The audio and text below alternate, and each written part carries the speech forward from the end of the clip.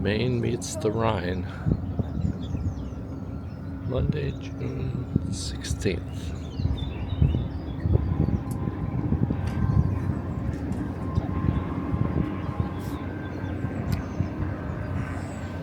Wow, this is time.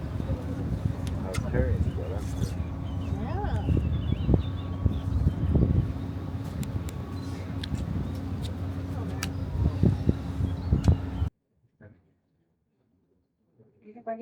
We're going to be with Karen. Oh, yeah. I, it's a Like a red delivery, just Yes, that's what it seems like. Yeah, I think. This was a great turn. No. It was a great turn.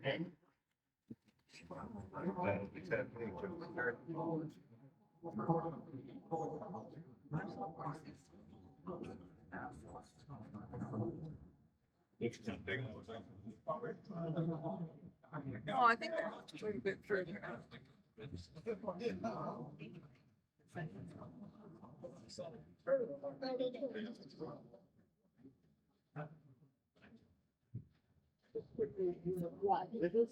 the river, right?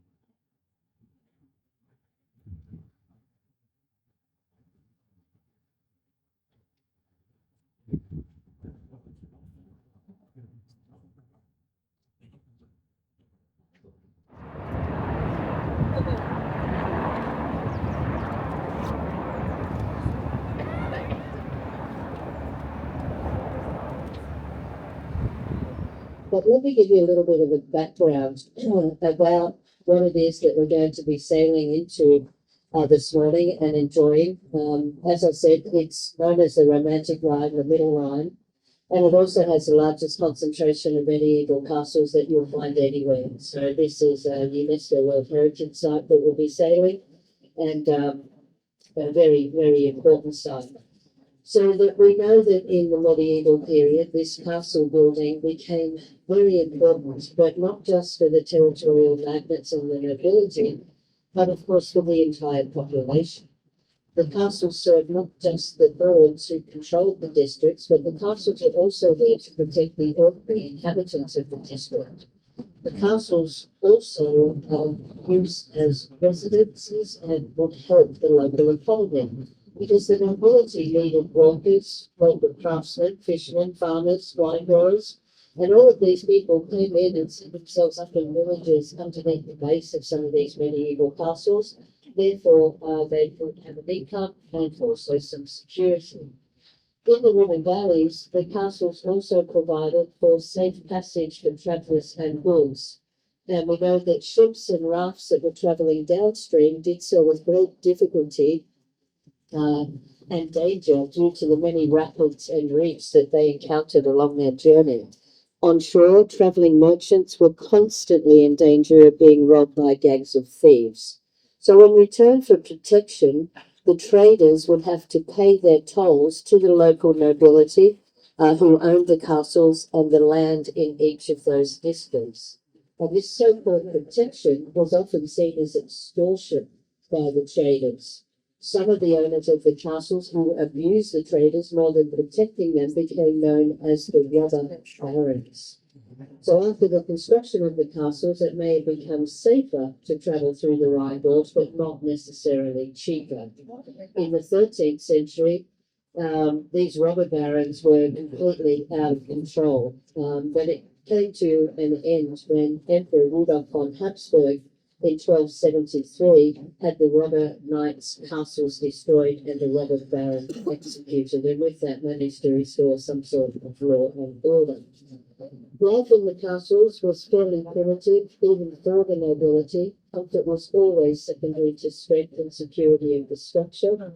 The inhabitants of the castles usually wore furs, but not to show off their wealth. They wore furs because the castles were incredibly cold inside. There were no glass windows, only wooden shutters covering the windows. So most of the inhabitants spent the majority of their time in or around the massive kitchens within these medieval castles where the fires were kept burning 24 hours a day. Those of you who visit Marksburg today, you'll also hear about the first central heating. They came up with a device where they put some pipes or some holes through the walls into the master's bedchamber, and then there was someone employed to sit there with bellows and pump the warm air from the kitchen fire into the master's chambers. So I always like to say that that was the first attempt at some sort of central heating. The development of gunpowder and cannons in the 16th century meant an end, or put an end to most of these castles. Few castles were reconstructed to withstand the cannon fire. So let me run through with you also some periods of destruction for these castles, because you'll hear me referring to certain dates at times as we pass these castles, so it will give you a better understanding of what happened. So I've already explained to you that in the 13th century, these robber barons were completely out of control. So Rudolf Habsburg then had the robber knights' castles destroyed. The second period of destruction came during the 30 Years' War. This was the war that was fought here in Europe between 1618 and 1648. It was a religious war that began between the Catholics and the Protestants. It began in Bohemia, but turned basically into a European war fought mainly in Germany. Two of the most important players were the Swedes and also the Spanish. Yes. Then the third and probably the most destructive period of all happened, and what happened was in 1681, France, under the rule of Louis XIV, annexed Strasbourg and the surrounding area known as the Alsace-Lorraine. He then did not want to pay his taxes to bring his goods down the Rhine River. So he then destroyed all of the castles. And this will happen in 1689, along with the destruction of all of them, putting them to the collection of tolls. The next attack was during the French Revolution, when the French revolutionary troops forced the Germans to retreat away from the Rhine, and any castle not already destroyed by Louis XIV, or castles that had been rebuilt, were again destroyed.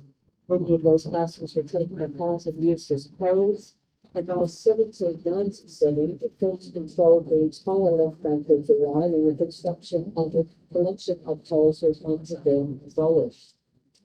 After the French left, the Prussians took over, but the castles were never really used again. They couldn't withstand the heavy and modern artillery of the time. And then thankfully, at the end of the 18th century, there was this huge romantic movement. And Goethe, who will be referred to as the German Shakespeare, travelled down the Rhine in 1774. And this really saw the beginning of this romantic period. There was a great nostalgia for all things to do with art and these medieval castles. So many of these castles were reconstructed to fulfill that romantic fantasy. Starting in the 19th century, people from all over Europe flocked to see the castles, and this sudden interest in the castles led to an interest in preserving and restoring them. And that all started to happen from the year 1825 onwards. Today, most of them are open to the public. Some of them contain restaurants, museums, youth hostels, and also hotels.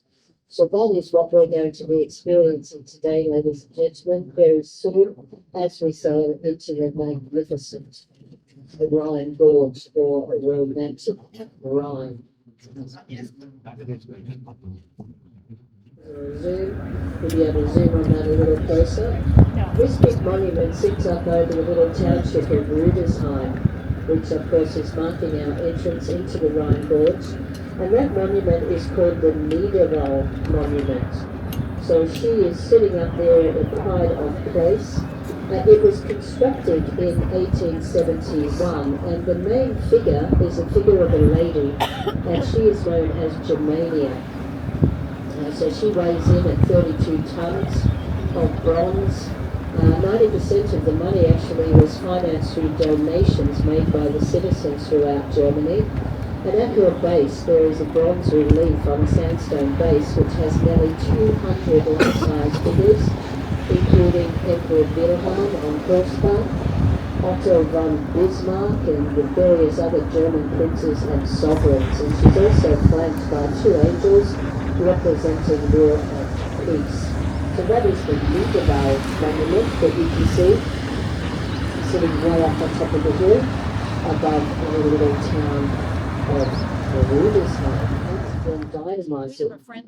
And look, it's got rules, there's massive industrial chisels that weighed 18 tons. The purpose of that is just the same as I was explaining about those jetties, was to keep the current running through there, to stop the build-up of material once again on the big rock and keep it going for navigation. So that's where we'll be sailing. We're technically sailing when, as we can just have a look at the thing along the line of Louis the 14th. And it was also at some point the domicile of the commissioner from the Archbishop of Mainz. And as I mentioned, Mainz was the big town we passed now left just as we turned onto the Rhine this morning. The castle that we see today was rebuilt between the years 1875 and 1879. So that is Burgslot. Now, there are many stories, legends, all sorts of things attached to the Rhine River, and I'm going to share some of those little stories and legends with you as we sail through the Middle Rhine today. And the first one has to do with the little tiny castle that you can see directly in front of the ship.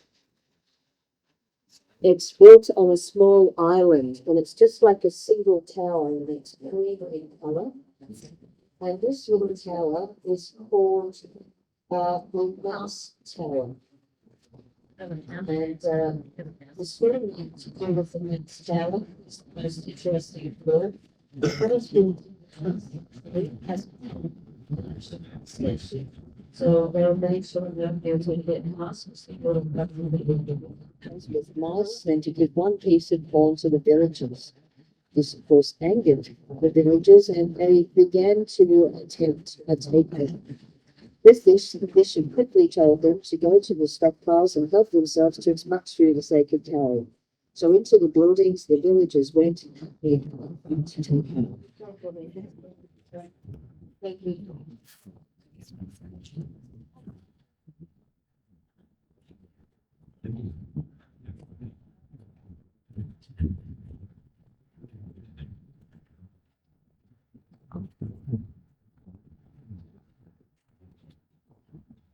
So here in Wales, ladies and gentlemen, is just a castle in Warren today. It hasn't been developed or into a hotel or a youth hospital or anything like that.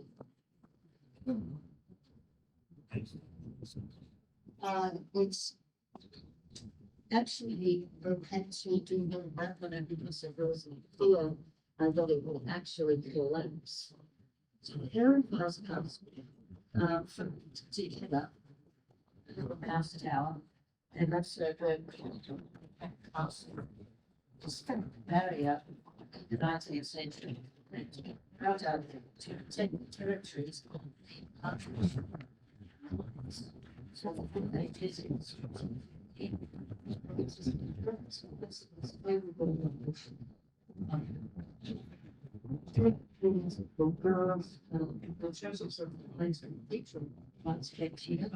And castles, as you know, those are versus rebels.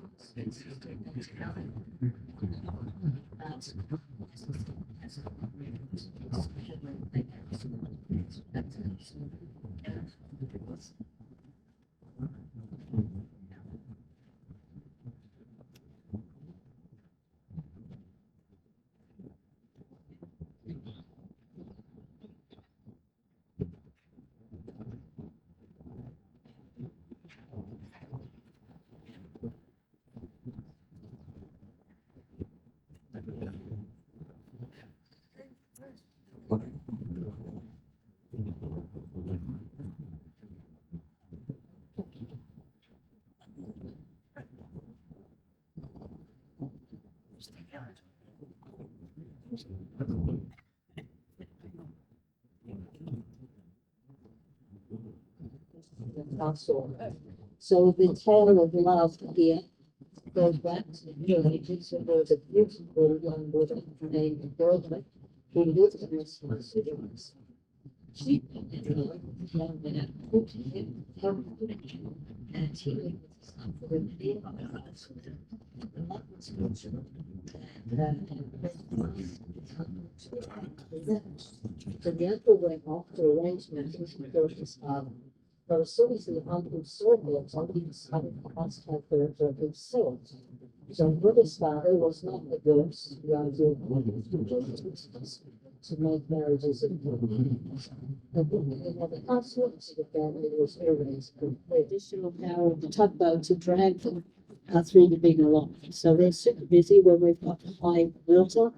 When we haven't got high water, then of course it's not necessary. The ships can get through under their own speed.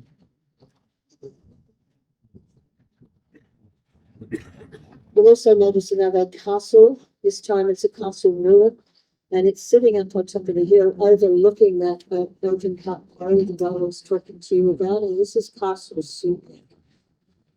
Yeah, this is one of the oldest ones here on the Rhine, and dates to around the year 1000. In the 13th century, it was already notorious as a den of the Romanov and besieged and destroyed by Emperor of Habsburg when he tried to solve the problem of these robber barons. The castle was rebuilt, only to be laid in ruin by the French again in 1689, and then it was rebuilt by Crown Prince Frederick Wilhelm of Prussia in 1834 in the neo-Gothic style that we see what's left of it today.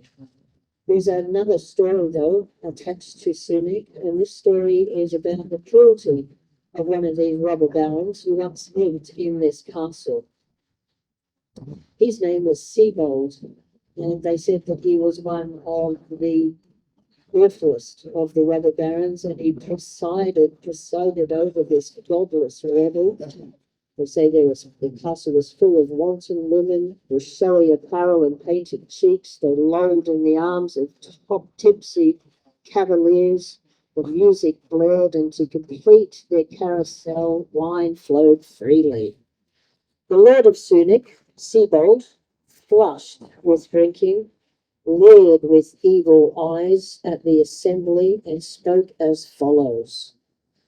Noble ladies and much married nobles, after food and drink, I, as your host, will be pleased to entertain you by bringing before you a ferocious animal which I keep confined. Door opened, and a haggard man in shackles was led into the room. The man was Hans of Wheat, and he was famed as being the best marksman with a crossbow on the Rhine, and it mysteriously disappeared many years before. The Lord of Sunik explained that he had challenged the bowman to a duel. The bowman lost, and the Lord of Sunik took his eyes to add to his collection of royalties, and since then he had the bowman confined in the dungeons of the castle. So the Lord of Sunik decides to torment the blind archer and says, "They tell me you can still shoot just as well without your eyes. will let us see. The blind man was given an armed crossbow, and the Lord of Sunni proposed the following. If we can hit a goblet flying through the air, he shall have his freedom. The Lord of Sunni throws the goblet into the air and cries, "Shoot!" Of course, instead of targeting the goblet, Hans picked up the crossbow and shot at the sound of Seabold's voice, killing him where he stood. The drunken assembly fled, with only servants to mutter a few prayers over the body of the dead lord. Yes, another one of the directions along the line.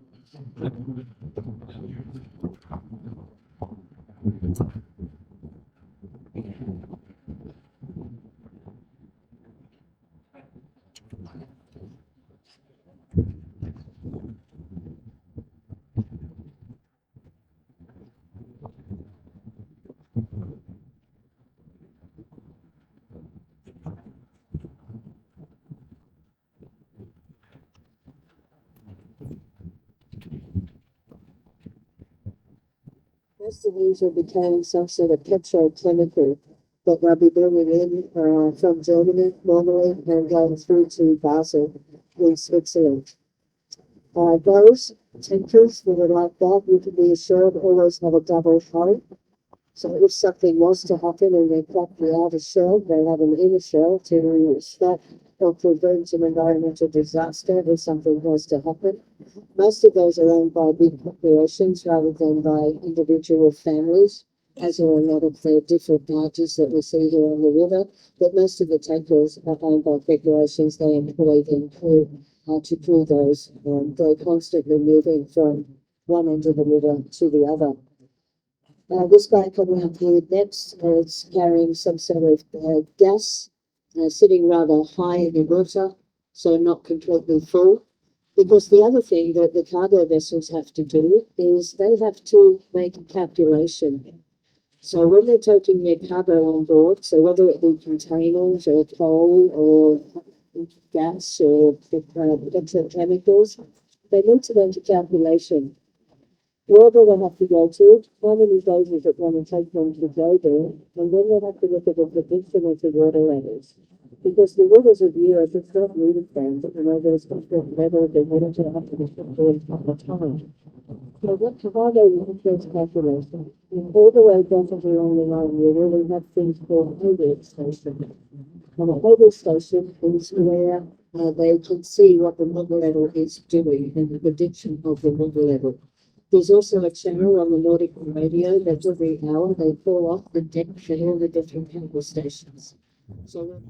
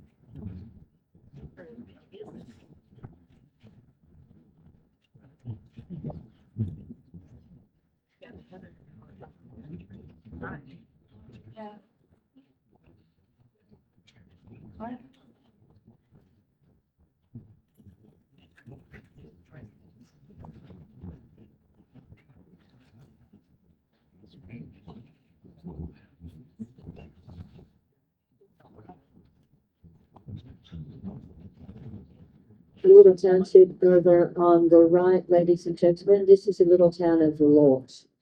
So when I was telling you about cargo having to be offloaded off the ships in Rudesheim and brought overland with wagons, they came through to this point here. And here they were loaded off the wagons back onto the ships and they could continue with their journey and vice versa. So if they were coming upstream, they would do the opposite. They would offload here, sail through empty, put the cargo back on the side at the other end. The church that dominates the little village of Lort is the Church of St. martins. Like the Vaca that we sailed through, there's no bridges through here, as you may have noticed. So we had ferries that go from one side of the river to the other.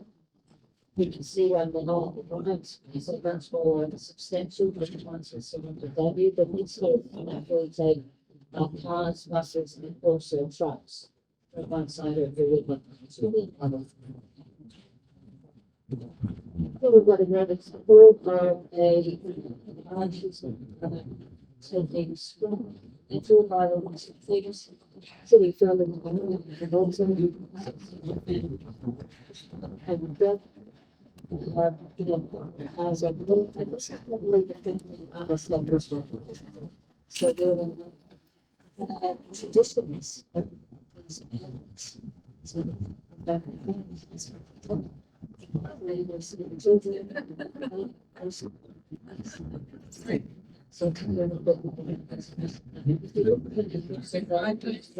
so it's also on the left. It's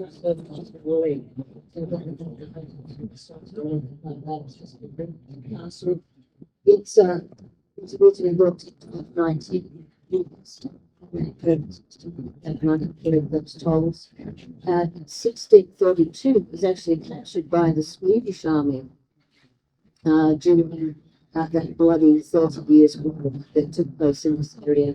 The fort was reduced to a pile of rubble as we see it today, and that has been known by now, 1689. So back to the gardens, the family run concerned.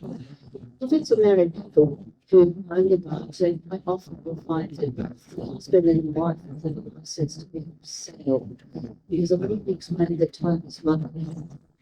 Captains are restricted to how many hours they can stay a day, just the same as trainers. So if both husband and wife have a license, then they can cover a lot more distance because they can, sail the ship for many, many more hours in a 24-hour period, which is, of course, is what they're after. Now, when they have a family on board, often in the summer months, you'll see in front of the wheelhouse, there's often like a cage with a canopy, and inside the cage you'll see little kiddies play equipment. Sometimes you see the children outside, and the father or the mother can watch them from the wheelhouse. Obviously, they have to put them in a cage because you don't want them to roll over and end up in the pocket, obviously. But it's quite a nice sight to see. Now, who knows, we may see that today as well. When those children are of an age where they can go to school, most of these family-run concerns, the boats you'll see are registered in the Netherlands, Belgium, Germany primarily, and they have special schools where the kids can go, and it's like a boarding school. But if mum and dad are around the area where the school is and it's the weekend, then they can go and pick up the kids from school and bring them onto the ship for the weekend, and then of course take them back to school on a Monday morning. But if mum and dad are not in the area, then the children just board at the school.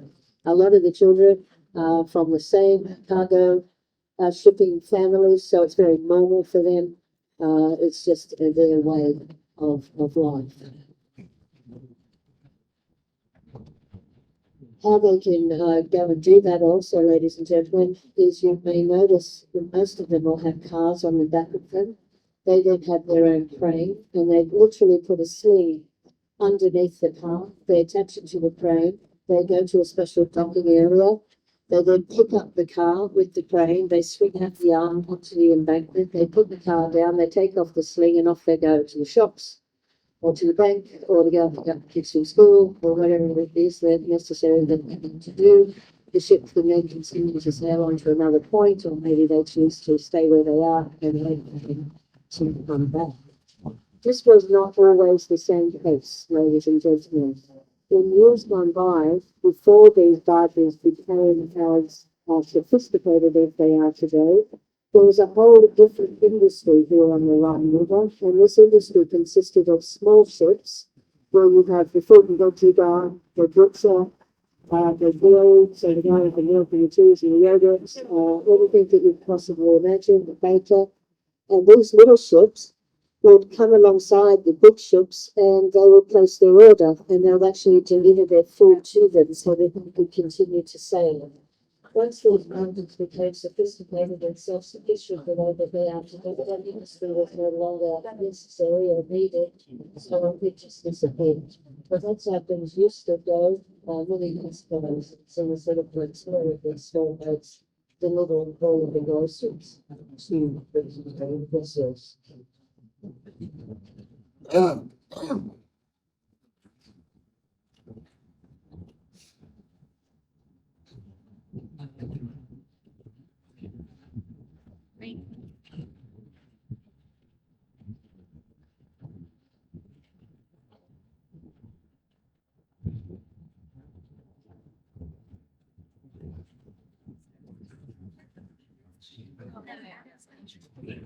Another fabulous castle coming up, ladies and gentlemen, on the left. You can see up there we have castles. We know that it was first mentioned in documentation way back in the year 1135 when it was owned by the Diocese of Cologne. In 1190, the castle was acquired by Emperor Barbarossa, who gave it to his brother Conrad. And in 1230, it was acquired by the mighty Bavarian dynasty, and it was then become one of two important places where this Bavarian dynasty, the famous winter venue. It's described by a French in 1699, although it was reconstructed in different places. It was controlled by the control by the French stiffened. It's now been turned down to 65 and 67. Today, it is part of the German Association. And to rock one of those.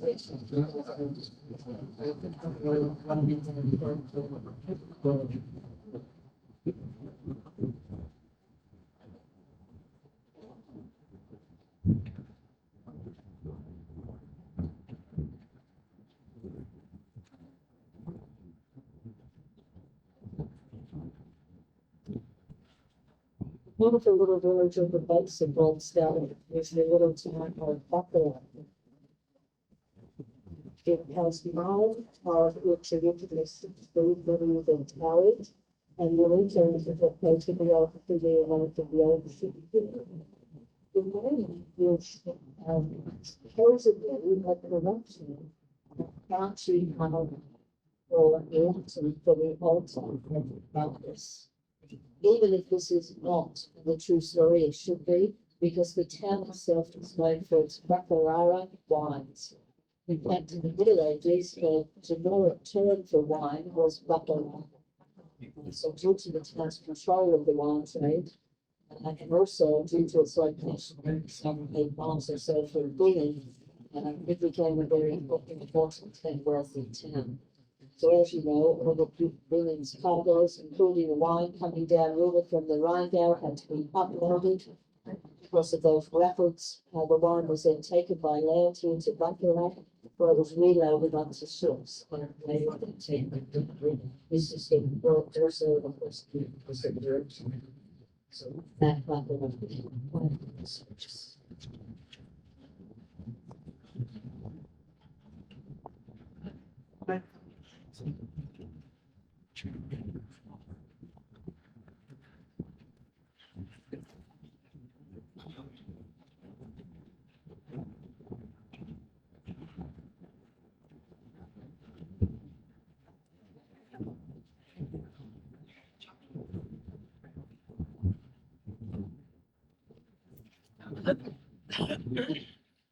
I must say the vineyards are not particularly healthy this year. We have had a very dry weather. We've had a very dry winter. We had a very mild winter. We didn't have anywhere near the snow that we would normally have up in the Alps during the winter. And of course, that's the water that comes into the rivers in the spring when the snow starts to melt. So we were missing water. So this is a considerable amount of rainfall. So I'm just looking in the vineyards there in Baccarat. They should be way more coverage on those vines than what we're seeing today. you'll notice that the vineyards, in this Middle Rhine area, they're very strategically placed on some of the steepest slopes that they can possibly manage. And the reason that they're built on those steep slopes is to get maximum sunlight to be able to grow the grapes. Obviously, they need a bit of water to help with that, and they're not irrigated, so they're depending primarily on Mother Nature, which this year, as I mentioned to you, it's been quite dry. Because they're built on these very steep slopes as well, you'll notice that most of the vines are planted in vertical rows rather than in horizontal rows. And it's a very practical reason why this is done. When you use such a steep slope, if you were to plant those vineyards in horizontal rows, the vines above would shade the vines below. And of course, that would not give you maximum yield. So by planting those vines in vertical rows the way they are, each of those vines can then take the same amount of sunlight and therefore maximize the yield of the woodman.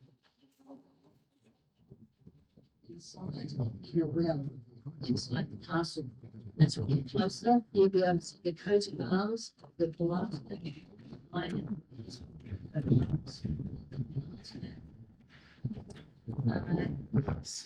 This is about the last of the county blood.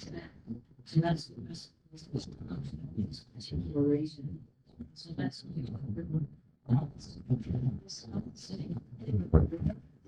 and that's on the right back onto the hill, you have the another house, and this one's important. And it goes to that 125 miles per house back this time. And it's specifically works.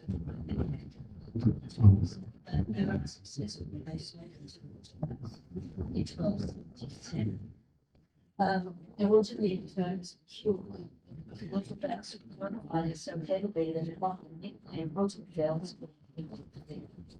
Someone finished his brother. Obviously, this one now is Sweden. Because it's not the strength in 1806. As we here today, 1803, and today it's 5 years of simply lost them.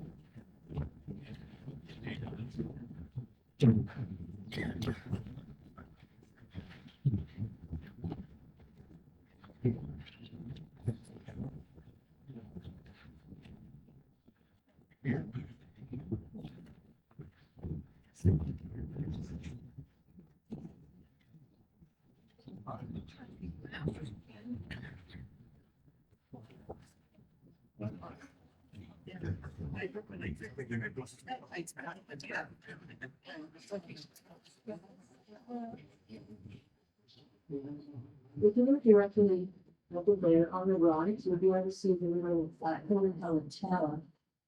Representing a hall right here on the close of it. The electronic numbers at the windows of 179. That's one of those moving stills you can always get into about.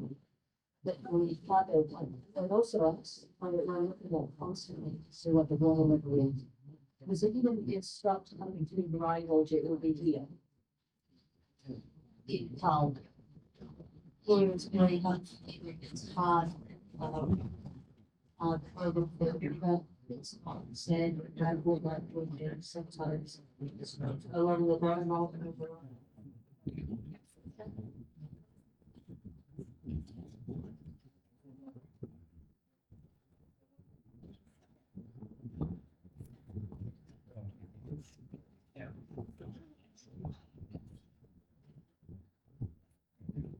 Another castle coming into view now, carrying the ship, this time up on their left.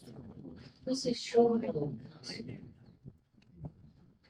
And this one was built in the 10th century as a castle, and it was belonged to the Scarlet. So it's 20 years to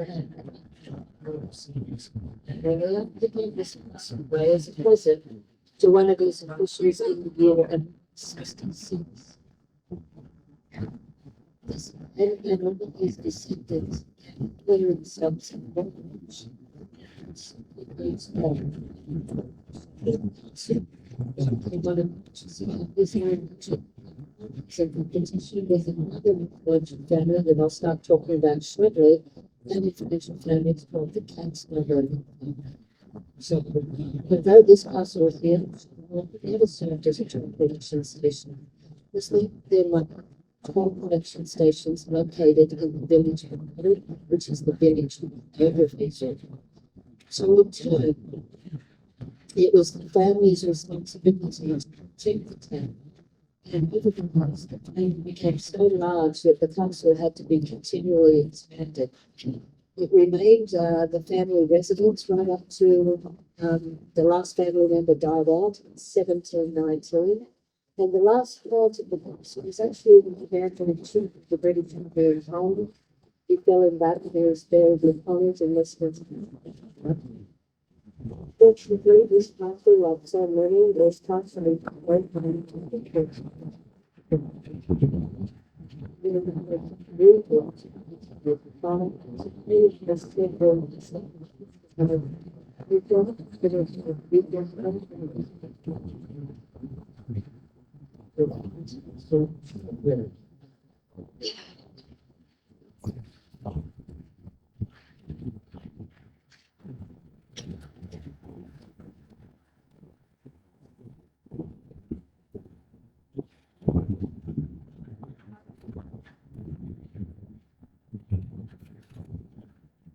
now right down on the riverbank, which is known as the Ox Tower.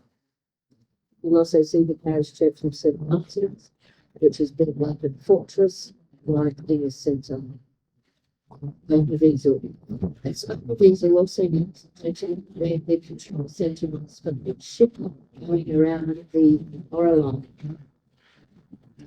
So as we get to the front of Oberwiesel and start to exit past that big stone tower, which is called the Ox Tower, you'll see a very modern looking building with all glass in the front, and you'll see the radar spinning on that building. This is the command centre for the Lorelei. So all ships going through the Lorelei in both directions have to radio into Oberwiesel. Our captain's actually doing that right now. So he's right now speaking to the command centre in Oberwiesel. He's saying it's Viking Valley. He's telling how many people we have on board, so how many guests, how many crew, and Oberwiesel have now registered them. And the reason being, going through the Lorelei, it's very narrow. Water's deep, the water runs quickly through there, and ships need a lot of space. So the ships that are coming upstream will be notified with the use of these electronic markers, which I'll show you when we get to the Lorelei. And at times they have to yield, so giving the ships like us, which are coming downstream, the space that we need to be able to safely round the Lorelei.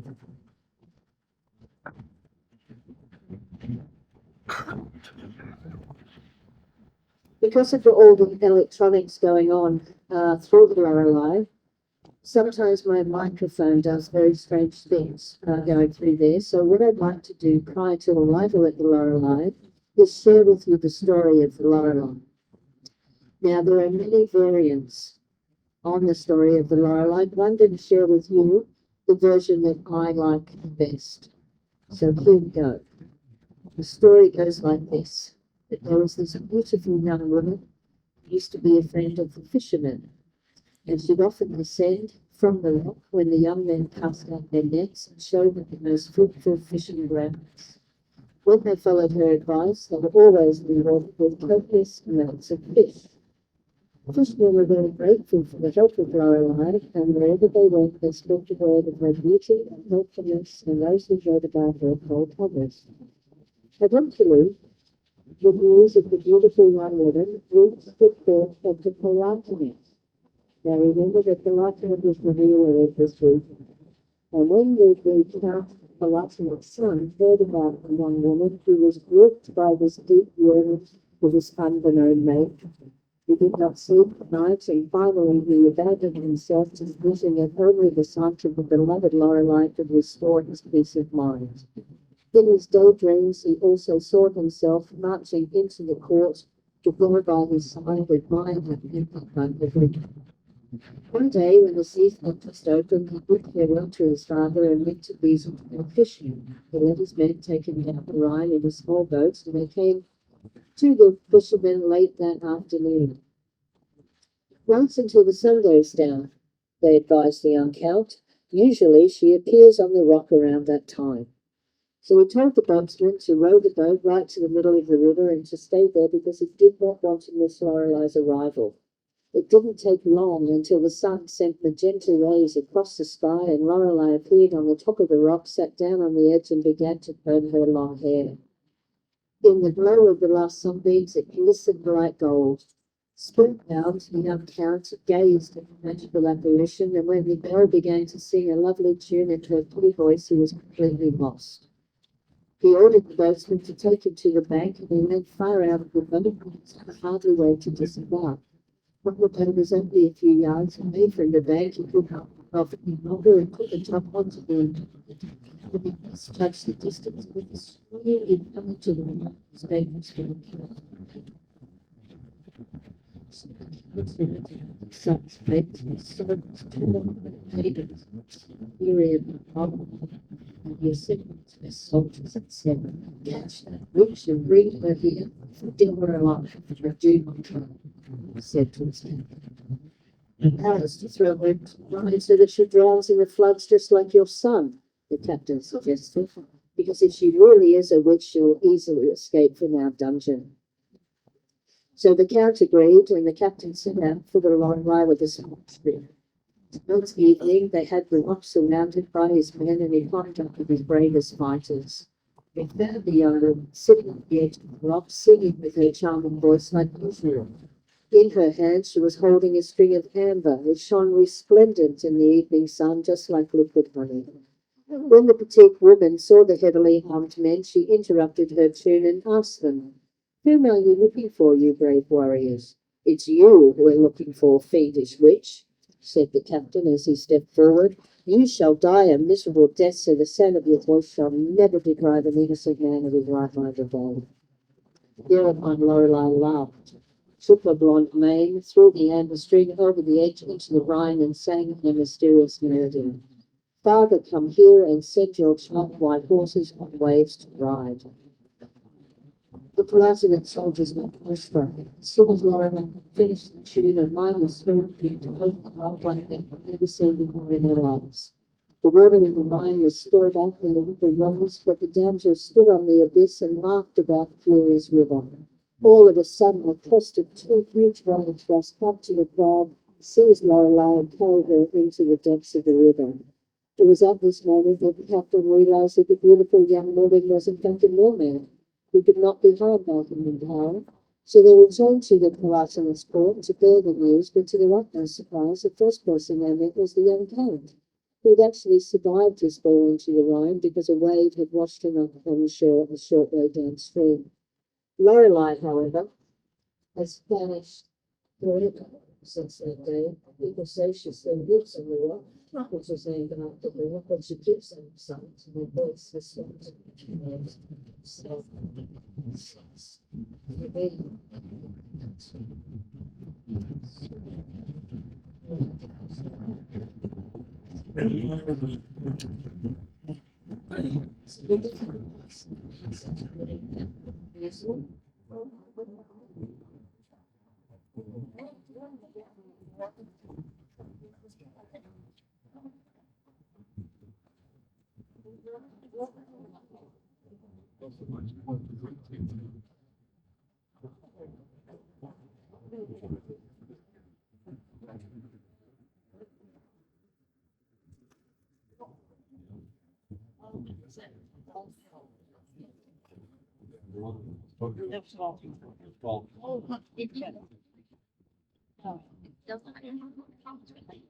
I don't believe it's.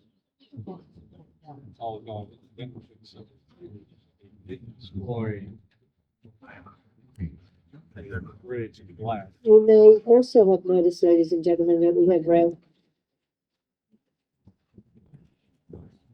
have railway lines on both sides of the Rhine Gorge where we've been sailing through here this morning.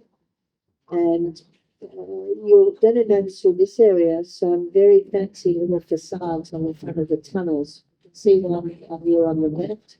It looks like a little castle, and it's just a fancy facade on the tunnel. And you'll see another example coming up will be on the right, just before we go into the lower line. Why is this? Well, there was a story is that there was a gentleman's arrangement during the Second World War that the Allied bomber pilots would do their best not to destroy these medieval castles here in the Rhine Gorge. So when the Germans found out about this, they quickly constructed all these fancy-looking facades on the tunnels through here because these railway lines, they needed them to be open. They were bringing everything down from Australia, the big industrialised area where they're producing ammunition and trains and planes and everything you could possibly imagine. So it was important to keep these lines open. So now, of course, we just get the opportunity to enjoy these fancy little facades on the tunnels here in this particular area. So around this bend, if you look on the left, you also see the electronic markers that I was talking about. These electronic markers are for the strips for electronic stone. So that command center we talked about in Oberhausen, they are lighting up different sections of these electronic markers, and as we go past them, if you turn around and look at it, you'll see that it has triangles, 3 sets of triangles with different sections. Depending on how many pieces of it are mixed, this communicates information to the captain in the upstream of what's coming downstream, and whether or not there's enough institutions to be able to pass over the lower line, or whether he has to yield to get the ship coming downstream the space it needs to round the lower line successfully and safely.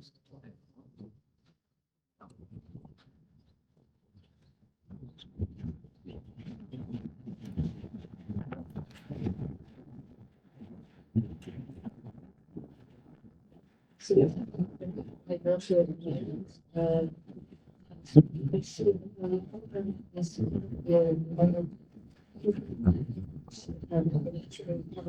Spins around. Optical illusion, but that's why you can find a space there. That's it's really safe for stand. We come to ship on the there was a line on rock. Yeah, so the flags flying on the top on that hill. And as we around the base of that rock, we see bits of well, also a group of words with the lower line. So that needs to be ridiculous lower line.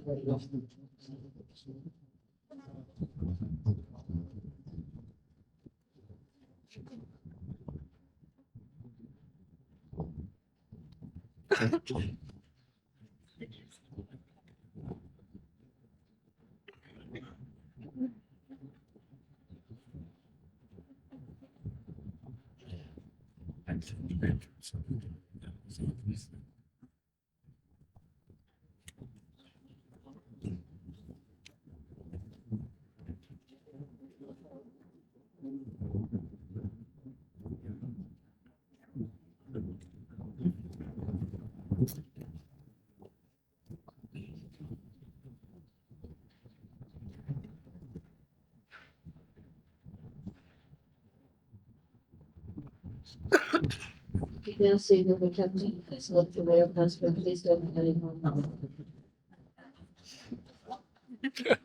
Yeah. She's really good thing. Make it out, maybe.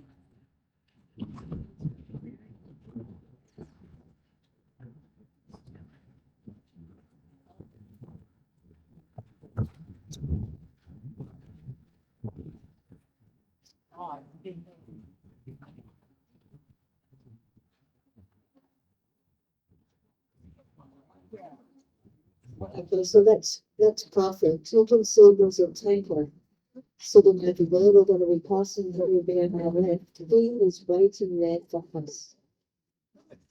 So he's read those electronic marker boards. It's just there on your left. We're passing it now. And it's told him that he needs to yield over there on the side. Give us the route that we need to come around the lower line. And once those electronic markers change and there's nothing else coming downstream, well, then he will then make his way upstream and around past the line. So we're very closely. Resident inspection. So we'll find out one time if I had to get this vegetation on it. When we get to the end, we'll have to on the right. This flat underneath the flames, it's quite below, so eventually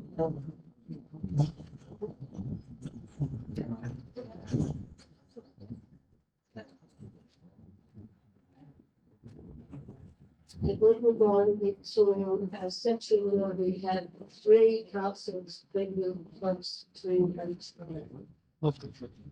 So the first parcel goes in there to parts. So we have to go to our central house. This is very for person box. 3 and 2. And then next was bridge.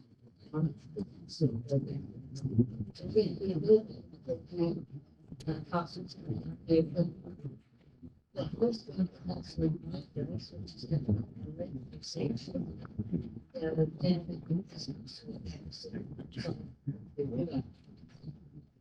The first sort of a possible to give early warnings about ships that were around them.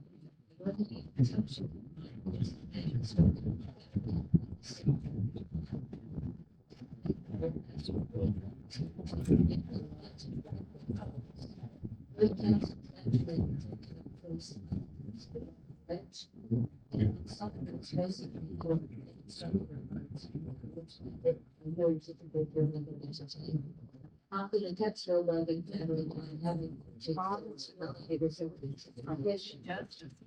which is age of the house. It was run up by and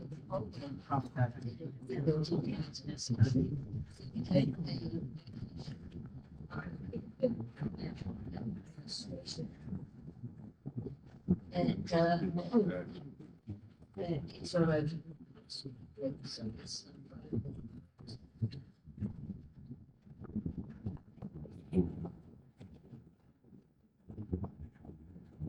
so that's where I am.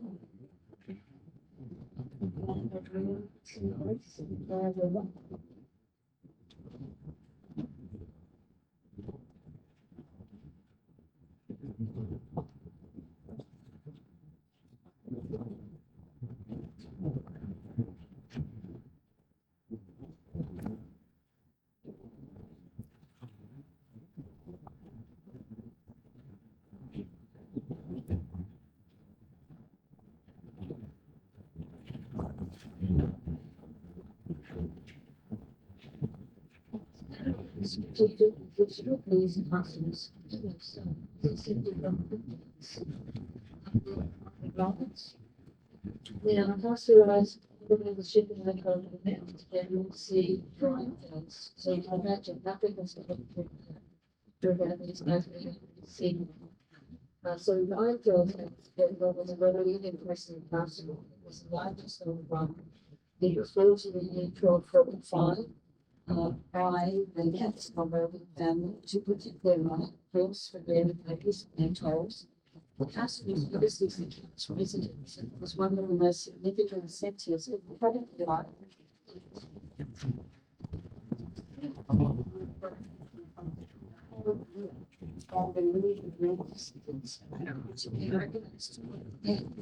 To these activities, these folks who are and actually exporting the traders. In 1379, the house of Lucky we got clouds here. It looks nice. And they expanded the drum from the student virtuous size of the base in 1692. It was the only fortification on the Rhine to be successfully defended against the French troops on the 14th. The British returned 2 years later in ranks and numbers. The general siege ran away and observed the thousand farmers. The French faced a spirit castle.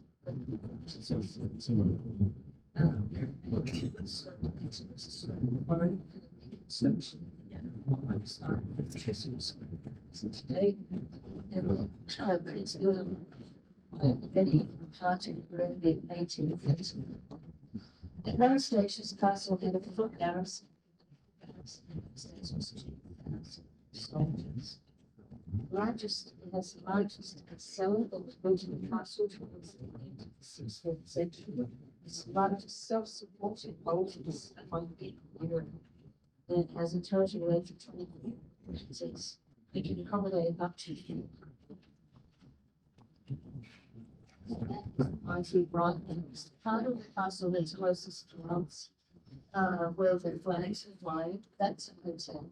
Then there's a terrace area outside that with a nice restaurant. Everything combined that is the only room. And underneath those ruins, there's a room there around tunnels and passages, and some of it is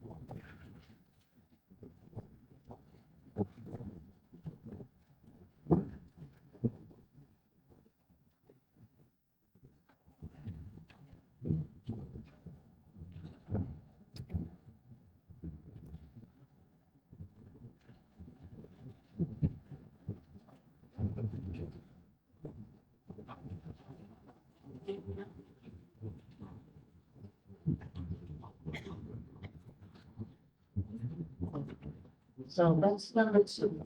We call we can sit right place and look third on the right, the Pearl Castle, for mass. So all of the various people have been to the movies, no one was getting constant. Construction of what now began in 1450s by the Archbishop of Trier, which is the name you haven't heard. Trier is a very important city in the most important Roman city. Anyway, the Archbishop of Trier commissioned the building in one house. And he intentionally would not make the castle. The original castle included around town, Central Tower. Castle was built first in towns on the boat along the river and to secure the land possessions of the trio. So everybody was up with that and grabbing around there, work that out, different names that I should not do without sending it, whatever now done.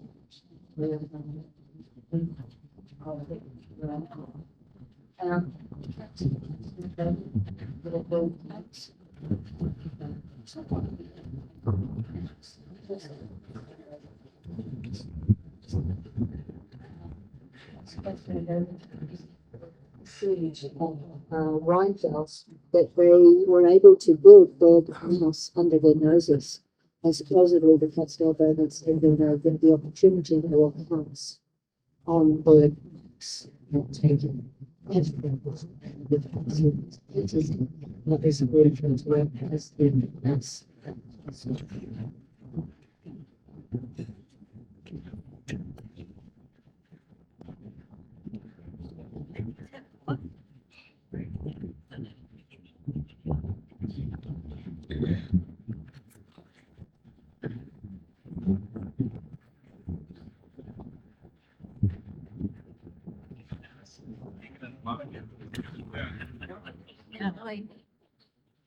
I need to get Harrisburg. You're only gonna miss three. Oh, that's good.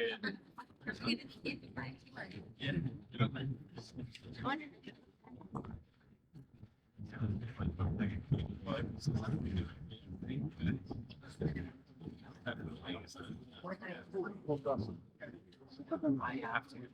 I'm gonna do like 10. You can do two.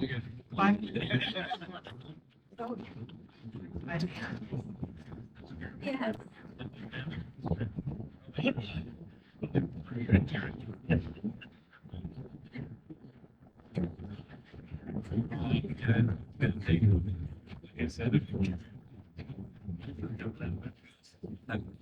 Was very much.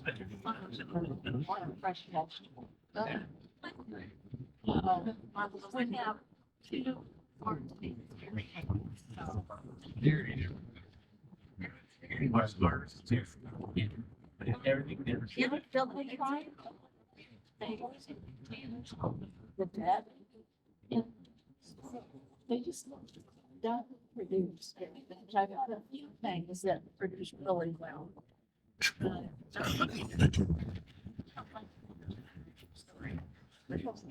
So I got other farms too. Those so they still.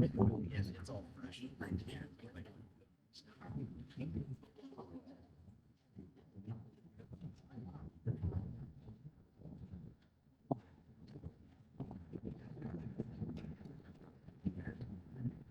know.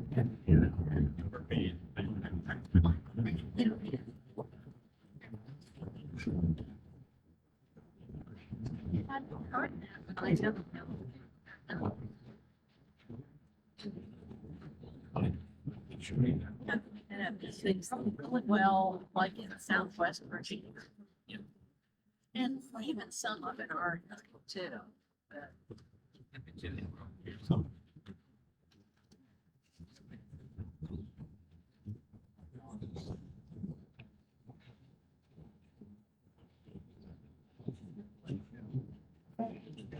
But you can look and see some of the lines that like they're doing pretty well.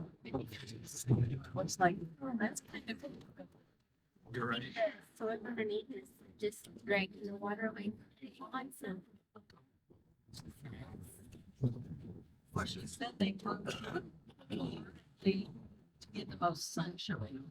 Because if they grow up, which I'm like she told us that I've been trying to figure out why, because they know. And some, so she said if they grow on these sweet hills horizontally, then the upper vines will get some shitty lower.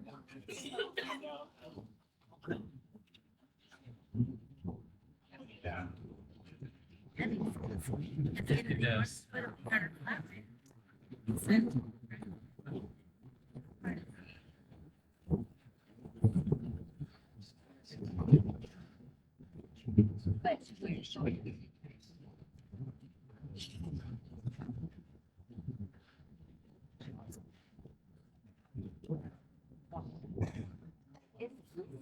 Past each other. This is a way of communication.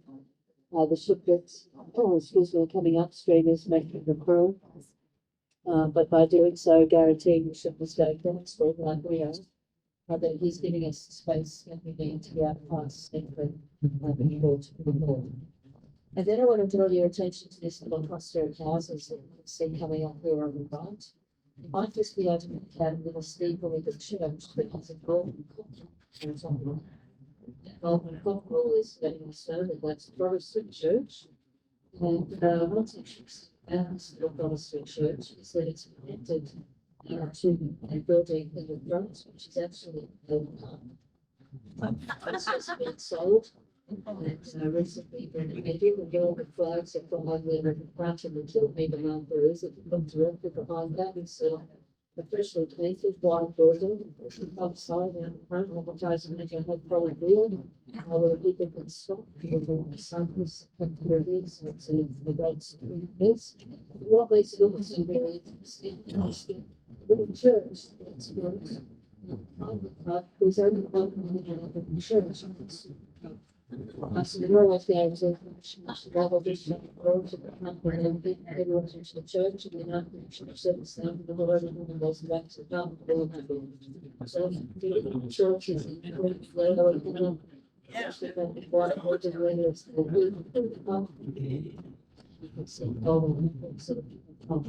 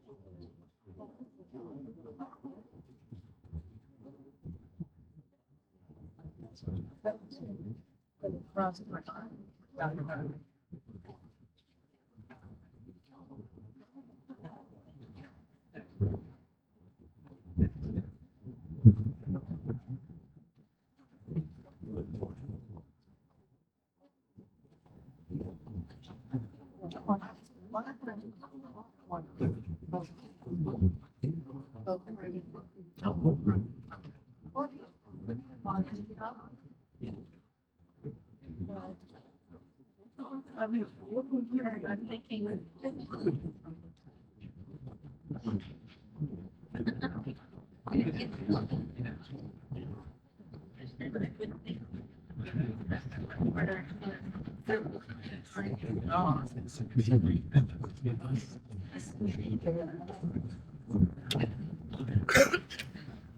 That's good. As a river.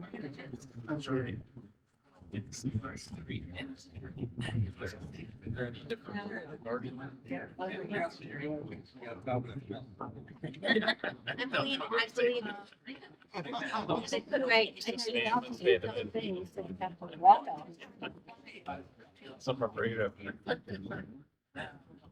Well, it's a very good. Very good. Yeah. It was too hard.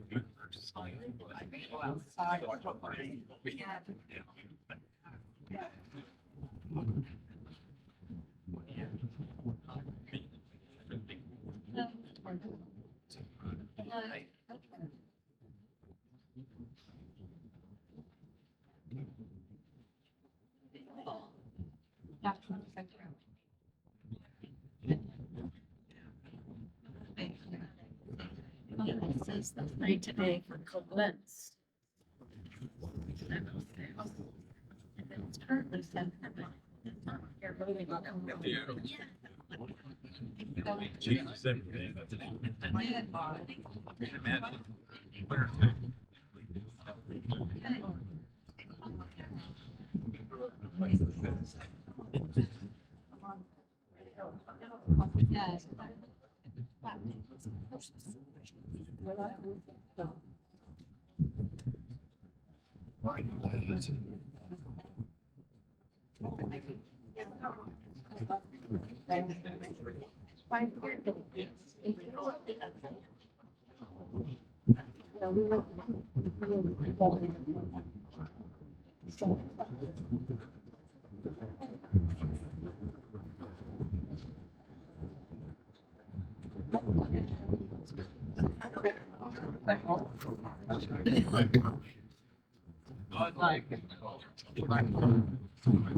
Did you get for it?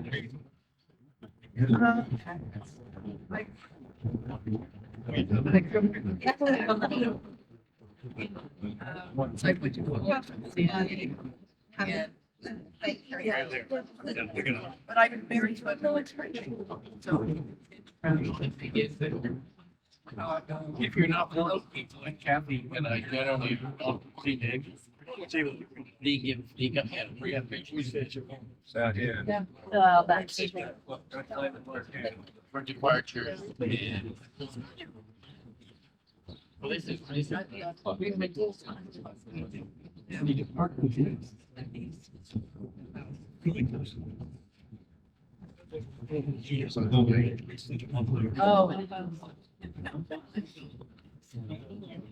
Oh. That would be when you. So the last two houses, they want to to. If you want to today, I come in, go down those quickly, so that you can have your lunch at 12:30. Because lunch today is starting at 12:30. You can see the two parcels coming up. They're in front of the ship at the moment. They'll be on our right side. One of them has a brown tower. The other one has a white tower. So what we're looking at there is the parcel with the brown tower is called Sterenberg, and the parcel with the white tower is called Lembenstein. But it's the story or the legend to do with these two castles that's interesting. And we refer to them as the Heavenly Brothers castles. And the story goes on, it's well, a long, long time ago, there used to be a ruler by the name of Lord Sterenberg, and he was living in the castle with his two sons. One day, he was in a distant relative and from the Angel belonged together with the two boys. And both boys belonged to Angel. One of the two brothers was very good much.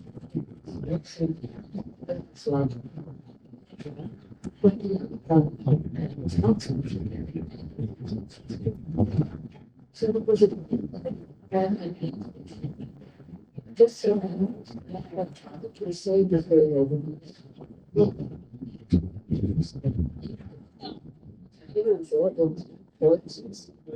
Sorry,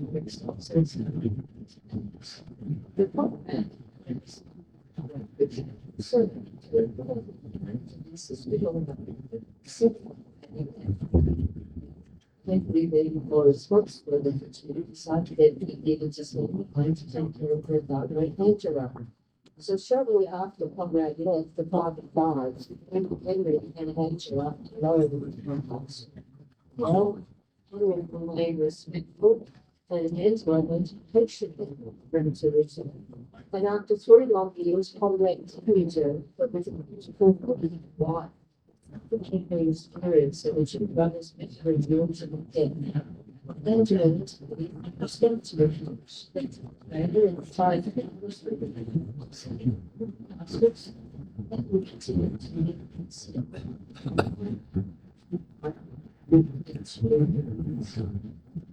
It is a story, ladies and gentlemen, and the students and see the one tower and the ground tower, the opposite. They were in the village, or the guard that sells it, and art is pretty includes with that. But if you see a town in Germany that starts with the word art, then you can be assured that it's a Spartan because it means Spartan. So the literal translation of the name of this town is Salted Bath. So that's the town of Bad Salzig. When the Romans knew there were mineral springs here way back when, and today people come to Bad Salzig to take these therapeutic waters. It's supposed to be good for anything to do with rheumatism or also problems with digestion.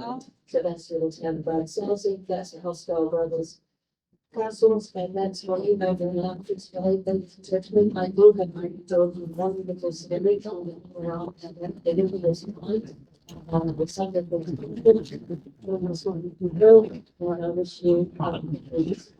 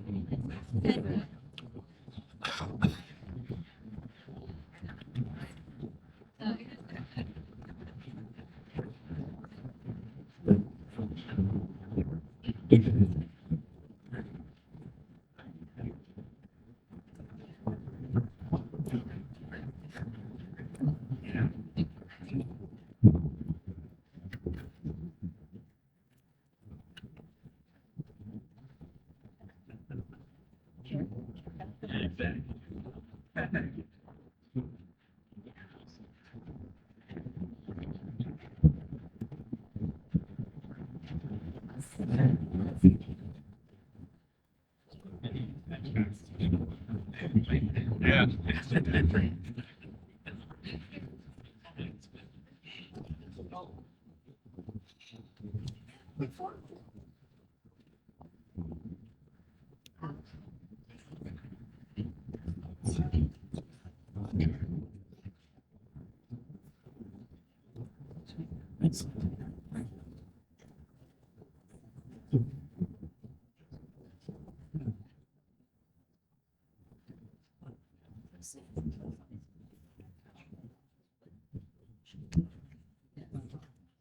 Boy, we're lucky to get the clouds in here, like I know. postcard perfect. Right? Isn't that Yeah. gorgeous? Oh, it sure is.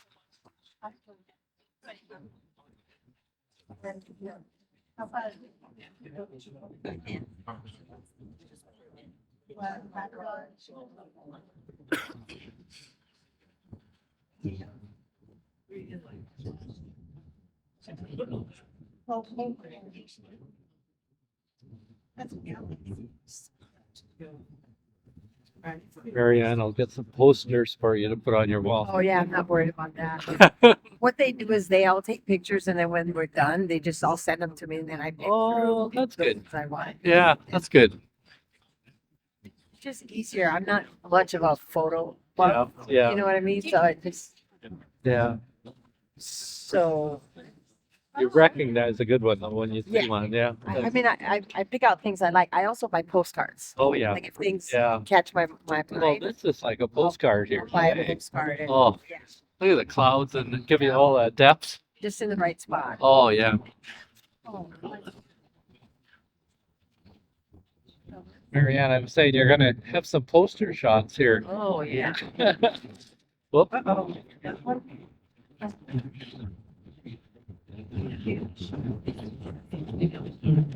That's what you were saying. That's what Yeah. you're talking about. I know. Yeah.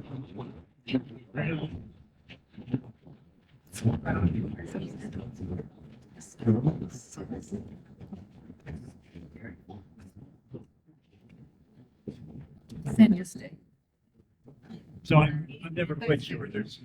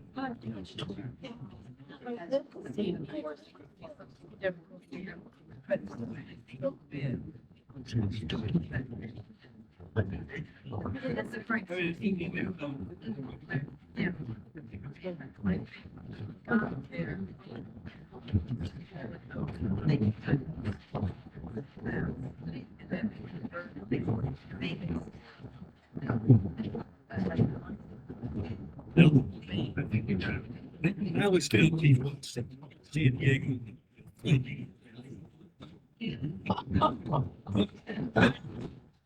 But I always love the fact that you go inside and run in there fighting, go fast. There's no there. I didn't say that.